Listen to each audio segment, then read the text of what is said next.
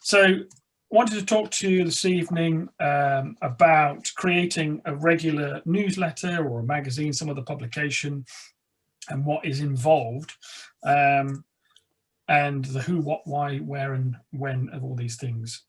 So first of all, you might want to, first biggest question is, why do you want a magazine or a newsletter in the first place? What's the purpose of it? Who's going to read it?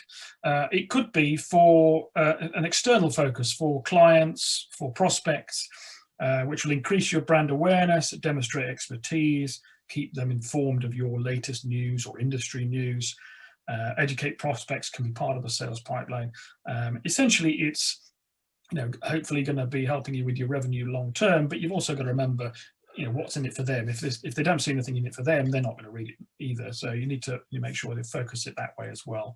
It could be that it has an internal focus, which means that you can use it for staff newsletters, keep staff up to date with the latest news from the company. You could be raising morale and increasing motivation by talking about stories to do with Employee of the Month or rewards programs, social responsibility, weddings, birthdays, other events, that sort of thing. And also showcasing where you've had successful projects that staff have been involved with and recognizing them as such. So how are you going to produce this newsletter, this magazine, whatever publication? Typically, in a magazine publishing environment, you would have one or more of designers, art workers, editors, writers, photographers, printers, production staff, marketing, social media, and all manner of things. Now, obviously, that's for a full team publication, but if you're producing some yourself, you've got to think that some of those, at least parts of those roles, are required in some way. So when you're listing it out, for the roles where you don't have somebody else to do it, and unfortunately that means that you've got to put your name next to it as another thing to add to your list. How are you going to plan it? How are you going to plan this publication? How long will it take your team to create the initial concept?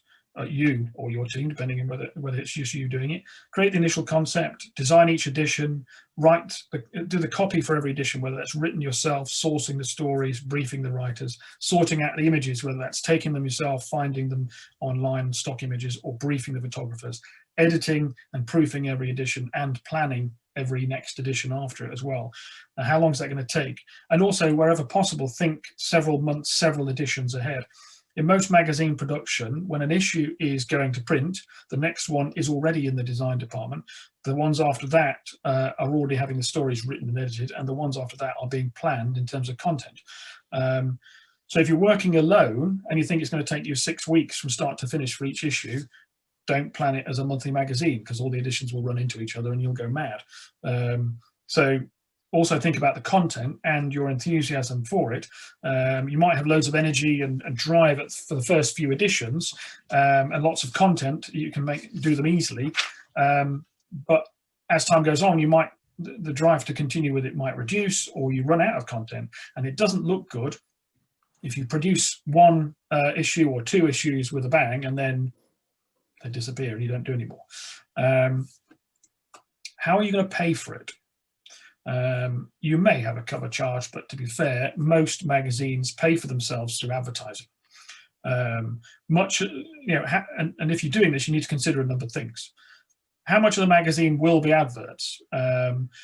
Lots of magazines, if you look at glossy men's and women's magazines and sort of coffee table type stuff, they have a very high proportion of adverts. You think how many adverts you go through before you get to the contents. It all depends on what's appropriate to your market and who you're trying to appeal to. More adverts does obviously mean more money, but more adverts means less content to draw the people in the first place. So you have to get the balance right. What's it going to cost you to produce the magazine in the first place?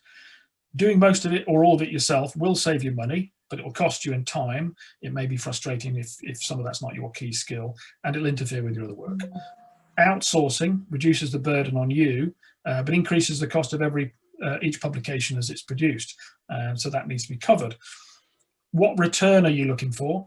Advertising doesn't need to cover the whole cost of each issue if you believe that the extra brand awareness is likely to raise your profile enough to give you enough new customers to pay for a year, within each year of publication. Who's going to be providing the content? If this is all stories about your company, then you might be writing it yourself, but you need to ensure that it's engaging, and either way you look at it, that's a lot of work anyway, trying to get all the stories to put together. If it's news stories from your industry, then you don't have to write them, but you still have to find them and review them and make sure they work for what you want, and you may need to edit them. All of that still takes time. So see in your network who can help you provide articles that will help reduce your workload. And the same goes for images. You either need to take them yourself, source them from a stock library or from a network, or brief a photographer. And depending on your route, you may need to review them for quality and resolution, or provide an accurate brief for somebody else. So it's trying to get some of that stuff sourced for you is quite a benefit. So what's it going to look like? Firstly, is it a newsletter or is it a magazine? The one on the left is a magazine, e-magazine of travel blogs that I put together for one of my clients. The one on the right is for one of my biggest customers, which is a Rigid Containers, and it's an internal staff newsletter. The newsletters generally have articles on the front of some description. They're more newsy, they're less image-led. They generally only sort of 12, 16, 20 pages, something like that. Magazines will generally have more of a glossy, image-led approach. They might have clearly defined sections which include a news section, but that's not their core focus. And they will have a cover design rather than a cover story. And speaking of covers, so here we've got another one of those collections of travel blogs I did for the same customer for a different project, and a template. That's why it's got dummy content in it, but a template I produced for a newsletter for one of my other clients. Think about the cover title. What are you going to call this thing? Poaching for Parks newsletter is quite a long title, but it still fits in there. But obviously, the shorter the better. You can have a larger impact headline. You're going to make the better use of it, and you can also then have things where you put the image partially over the text for the masthead, as long as it's still legible. You can work out what it says. What about the internal pages, though? So if it's a magazine, you want to think in spreads, i.e. the 2 pages that you can see at any given time. If it's a newsletter, they do tend to be a bit more page separate stories. Either way, you want to create a strong grid that aligns everything that you create in terms of columns of text, that sort of thing. But it needs to be flexible so that it doesn't look identical every time, and you can use it for varying content. You may need to make it easy to navigate throughout the magazine or the newsletter with a clear hierarchy of content, which is done by having well-defined styles for headings, subheadings, quotes, captions, all that sort of stuff. And plan ahead. When you design the initial concept, don't base it on the best image you could find and the most ideal copy and word count, because you're going to be dealing with varying content. So make sure that what you've got is something that will adapt, is adaptable and can work for various things. And page counts for a printed magazine have to be divisible by 4, otherwise you can't stitch the thing together.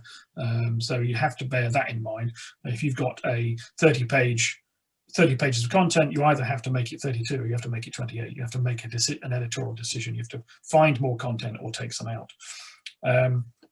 I think editorial magazine design and newsletter design is applies the same way as every other piece of graphic design and production, I think, in that it is a perfect balance of images, copy, and design. No one part of that triangle is more important than the others. They're all equally important. A well-designed magazine with terrible copy in it and amazing images, people won't want to read it once they start. If it's got great copy and images but it's designed badly, or if it's got fantastic copy and the design is terrible, the images are terrible, people are not going to want to read it in the first place. So they have to be in balance, the whole lot. And so how can you do all of these things? Well, there are various ways you can do it. There are online systems, online websites. I've seen quite a few in reviewing for this, where You can do a magazine online using their software or purely online.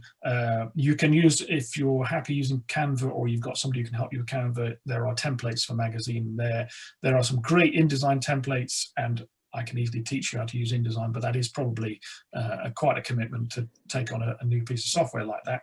Or of course, you can ask an expert. Now, I tell you all of this, not to put you off, but the idea is to ensure that if you were thinking about any sort of publication, whether that's any size, you need to have a realistic idea of what's involved. A regular publication is a great way to raise your brand awareness and provide expertise, but it takes time, it takes planning, and it takes effort.